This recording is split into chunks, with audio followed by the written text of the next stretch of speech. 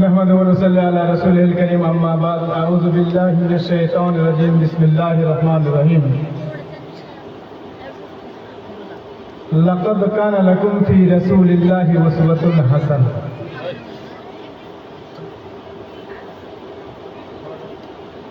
وقال الله تبارك وتعالى في مقام آخر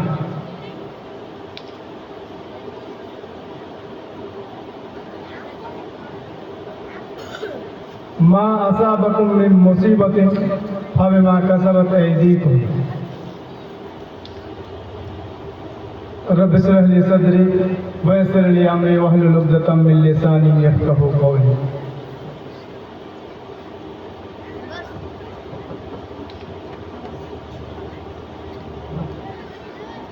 শ্রদ্ধেয় সম্মানীয় আজকের এই মঞ্চে উপস্থিত ওলামায়ে কেরাম, সামনে বসে থাকা দিনদার ভাই সকল, পর্দা নসিনা মা ও খালারা,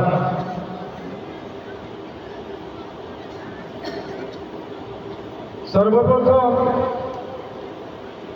আমি প্রশংসা করি সেই মহান আল্লাহ তাবারক ওয়া তাআলা, যিনি আজকে আমাদেরকে এই জালসা মাহফিলে আসার তৌফিক দান করেছেন।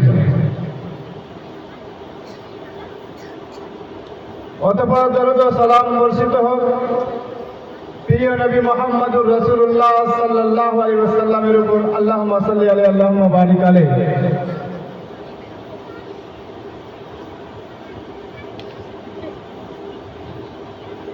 সুপ্রিয় ভাই ও বাবাজিগণ,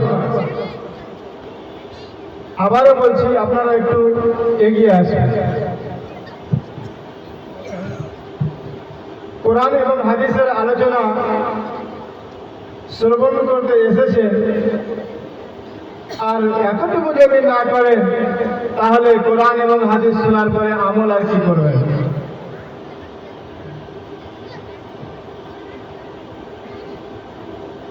আজকে এই যে একটা আমাদের মধ্যে ওয়ানিহা, এই ওয়ানিহার কারণে আমাদের আজকে পতন হয়েছে। সাহাবায়ে কেরাম নবী মুহাম্মদুর রাসূলুল্লাহ সাল্লাল্লাহু আলাইহি ওয়াসাল্লামের কথায় শোনার পরে আমল করতেন। আল্লাহ রাসূল সাল্লাল্লাহু আলাইহি ওয়াসাল্লাম কখন কি কথা বলবেন, আবু হুরায়রা রাদিয়াল্লাহু তাআলা আনহু খেয়ে না খেয়ে ক্ষুধার্ত অবস্থায় নবী মুহাম্মদুর রাসূলুল্লাহ সাল্লাল্লাহু আলাইহি ওয়াসাল্লামের দরবারে পড়ে থাকতেন। তাহলে সাহাবায়ে কেরাম কোথায়, আমরা কোথায়? সাহাবায়ে কেরামদের জজবা, হৌসলা এবং আমাদের জজবা কোথায়? আজকে মনে হচ্ছে আমরা এই মেলা দেখতে এসেছি। যদি আমাদের হাদিস ও কোরআনের প্রতি মহব্বত এবং ভালোবাসা থাকতো, তাহলে আজকে আমরা কোরআন ও হাদিস শ্রবণ করার জন্য একটু এগিয়ে আসতাম। আমি 2-4 বার বললাম, তারপরেও কোন রকমের হিলদোল নাই।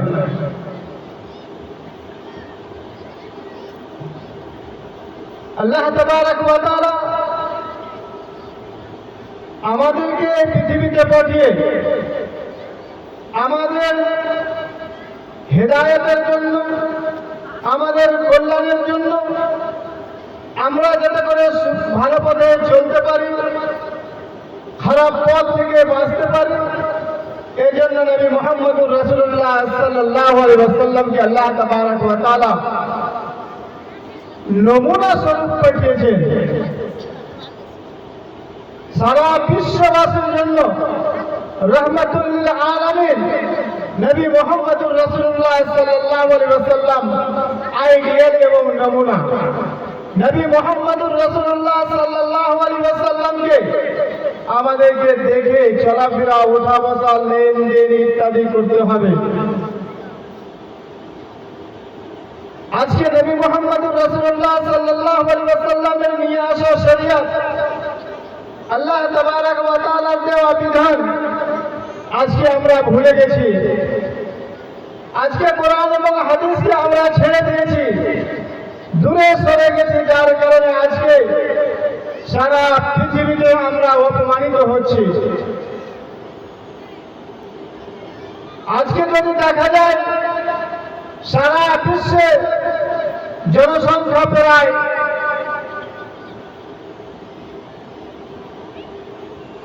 8 কোটিরও বেশি, 8 মিলিয়নেরও বেশি। তো আজকে যদি সারা বিশ্বে 8 বিলিয়নেরও বেশি যদি সংখ্যা হয় মানুষের, তাহলে আমাদেরকে জানা উচিত যে বিভিন্ন জায়গায়, বিভিন্ন দেশে, সারা বিশ্বের মধ্যে মুসলমানের সংখ্যা কত। তাহলে আমরা জানতে পারব যে প্রায় 2 বিলিয়ন মুসলমানের সংখ্যা। তাহলে প্রত্যেক চারটি মানুষের মধ্যে একজন মুসলমান। এবং যদি আমরা আরেকটু আগে এগিয়ে যাই তাহলে বুঝতে পারব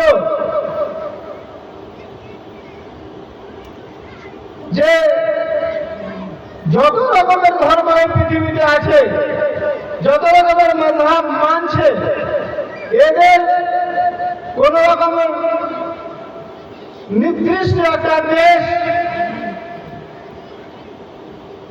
যদি আমরা গবেষণা করি, আমরা দেখি, তাহলে দেখতে পাবো মুসলমানের, যেখানে মুসলমান শাসন করে, যেখানে মুসলিমরা নেতৃত্ব করে, যেখানে মুসলমানদের পাওয়ার চলে, যেটাকে আমরা মুসলিম দেশ বলে জানি, তার সংখ্যা হচ্ছে 57টি।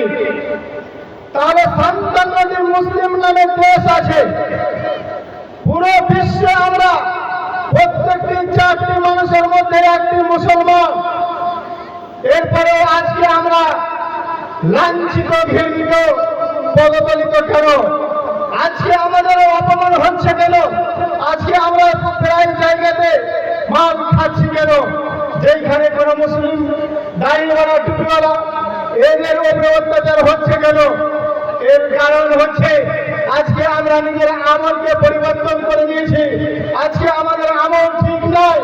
আজকে আমরা নিজের আমলের কারণে আজকে আমাদের হালাত এবং অবস্থা হয়েছে।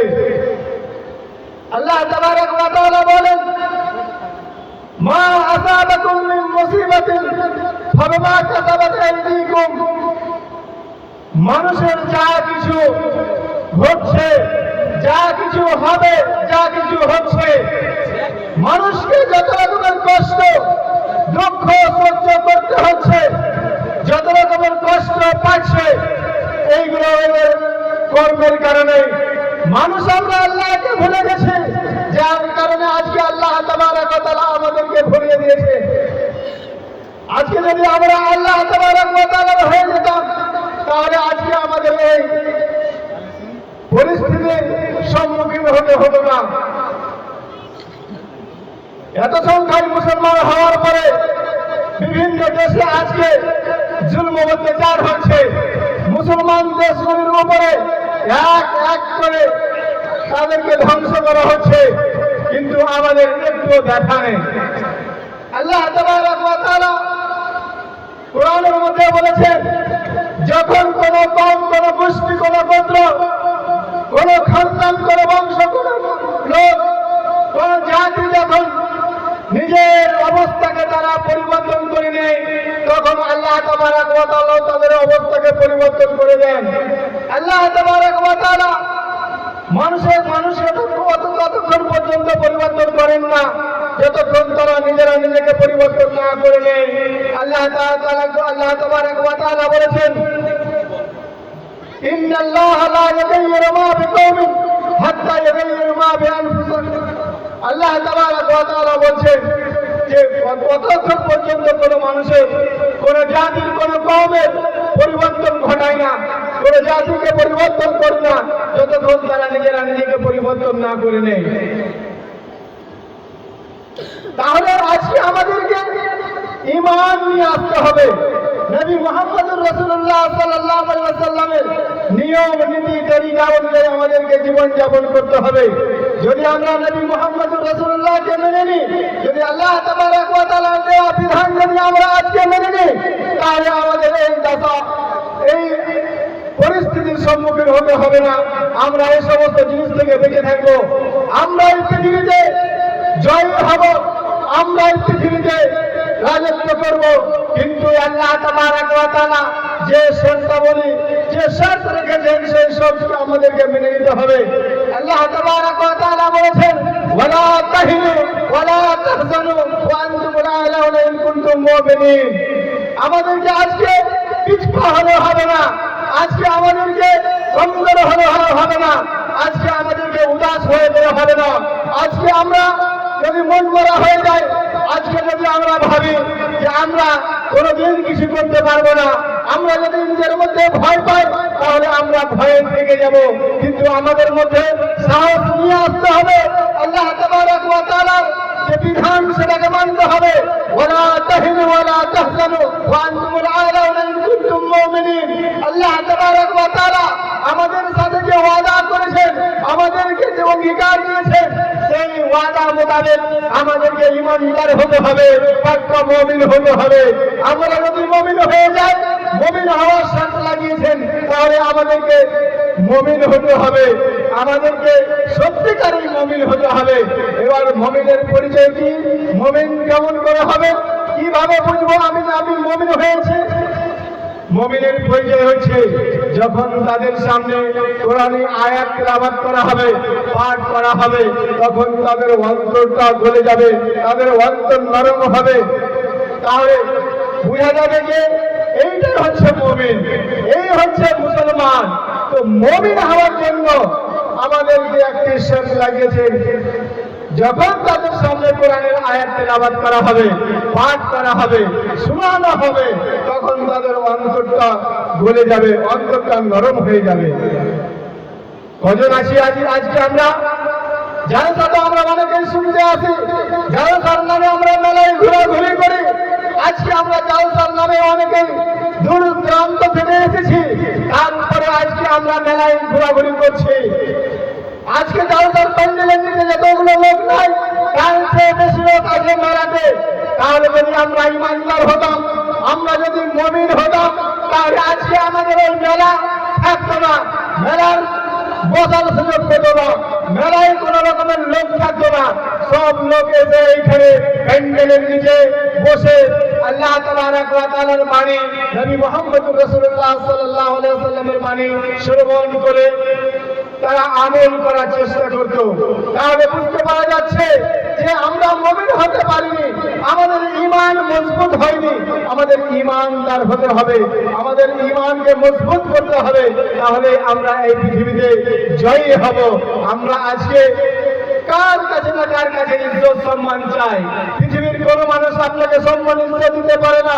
আল্লাহ তাবারক ওয়া তাআলার কাছে আমাদেরকে ইজ্জত সম্মান চেয়ে নিতে হবে। আল্লাহ তাবারক ওয়া তাআলা বলেন, ওয়ালিল্লাহিল ইজ্জাতু ওয়া লিরাসূলিহি ওয়া লিল মুমিনিন। তাহলে ইজ্জত সম্মান হচ্ছে আল্লাহ তাবারক ওয়া তাআলার জন্য, রাসূলের জন্য, মুমিনদের জন্য। আজকে আমরা অপমানিত হচ্ছি, আজকে আমাদের ইজ্জত সম্মান নাই, এর কারণ হচ্ছে আমরা মুমিন নাই। যদি আমরা মুমিন হতাম, তাহলে আল্লাহ তাবারক ওয়া তাআলা ওয়াদা করেছেন, ওয়ালিল্লাহিল ইজ্জাতু ওয়া লিরাসূলিহি ওয়া লিল মুমিনিন। মুমিনদের জন্য ইজ্জত সম্মান আছে। আজকে আমরা অসম্মান হচ্ছি, এর কারণ আজকে আমরা ঈমানদার হতে পারি না, ঈমানদার হতে পারিনি। আমাদেরকে ঈমান নিয়ে আসতে হবে সঠিকভাবে, যেইভাবে সাহাবায়ে কেরাম ঈমান এনেছেন, তাহলে আমরা কামিয়াব হতে পারবো, নচেত আমরা কামিয়াব হতে পারবো না।